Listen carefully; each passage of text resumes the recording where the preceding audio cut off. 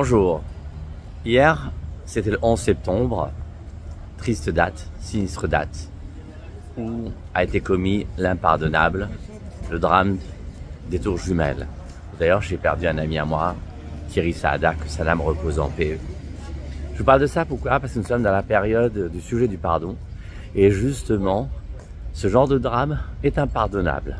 Les criminels sont impardonnables. Mon chapitre sur le pardon, qui figure donc dans mon livre Savoir s'aimer aux éditions Guy Trédaniel, comporte un chapitre sur le pardon qui fait 68 pages, pratiquement 110, et il commence bizarrement avec justement une partie qui s'appelle l'impardonnable. Pourquoi? Parce que justement, définir l'impardonnable voudrait dire que tout ce qui n'est pas impardonnable est possiblement pardonnable. Et même dans la partie impardonnable, il y a une partie impardonnable objective et une partie impardonnable subjective. Je m'explique. Impardonnable objectif, par exemple le drame des Tours Jumelles, c'est impardonnable, c'est certain. Il n'y a pas de subjectivité. Par contre, vous avez le sujet par exemple de l'infidélité, c'est subjectif. Il y a des hommes et des femmes qui vont être extrêmement rigoureux par rapport à ce sujet-là, et des hommes et des femmes qui, si en face le pardon est sincère, vont pouvoir pardonner et passer à autre chose. Par rapport au sujet du pardon, je rappelle que pour que la demande de pardon soit recevable, on peut exiger 3 conditions. Lesquelles? La première, c'est déjà de reconnaître. Reconnaître sans détour. Parce que si je commence à dire « Ouais, je te demande pardon, mais tu sais, j'ai fait ça et ça parce que… » Non. Je suis en train de m'auto-excuser dans ce cas-là. Je dois reconnaître sans détour et sans démonstration.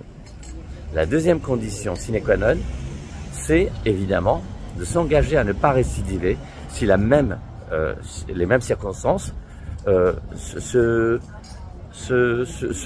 resituent. Si ça se repose la même situation, on a montré qu'on n'est pas encore une fois capable de récidiver, donc capable de maîtrise. Et enfin et surtout, la troisième condition, qui est pour moi bien sûr la plus fondamentale, c'est de regretter.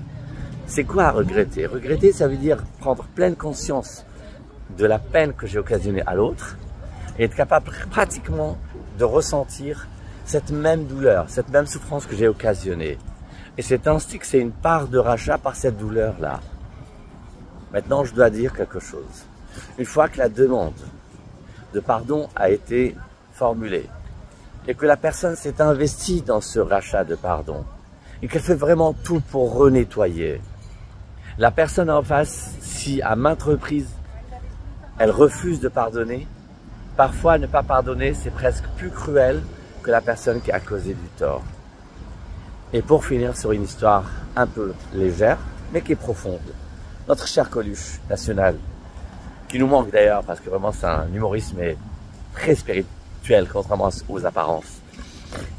Lui, un de ses sujets favoris de rigolade ou d'ironie, c'était sur la lessive. Il se foutait toujours de la gueule des lessives, cette lessive, elle a les gloutons, etc. Bref. Et il y avait une lessive qui disait, cette lessive, sa pub, sa communication, c'est elle a l'air plus blanc que blanc. Alors qu'est-ce que c'est plus blanc que blanc? Il dit blanc, je sais ce que c'est, mais plus blanc que blanc, je ne sais pas. En fait, si. Humblement, j'ai expliqué ça ainsi. Blanc, c'est quand j'achète une chemise blanche. J'ai aucun mérite. Mais si je salis cette chemise et que je m'investis à la nettoyer, ce blanc-là est entre guillemets plus blanc que blanc. Vous allez me dire, mais pas du tout, parce qu'une chemise, quand on la lave, elle perd de sa luminosité, de sa brillance. Oui, en effet, mais du fait que je me suis investi, que je me suis impliqué dans ce nettoyage pour retirer la tache ou les taches, eh ben c'est plus blanc que blanc, parce que c'est un blanc qui est mérité. La même chose avec soi-même, dans la vie, avec Dieu, avec les humains, dans le couple, dans la famille, il peut nous arriver de tomber, il peut nous arriver de glisser. Mais c'est à nous de nous investir. Et si on s'investit, on est encore plus grand qu'avant la faute. Pourquoi?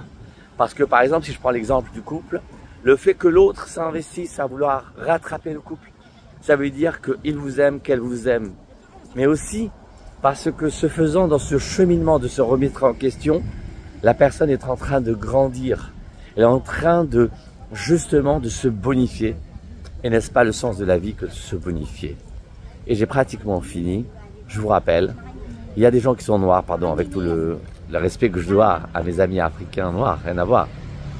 Et je dis noir dans le sens symbolique. Quelqu'un qui est noir et quelqu'un qui est bronzé. Quelqu'un qui est noir, ben il est noir, on ne peut pas le changer.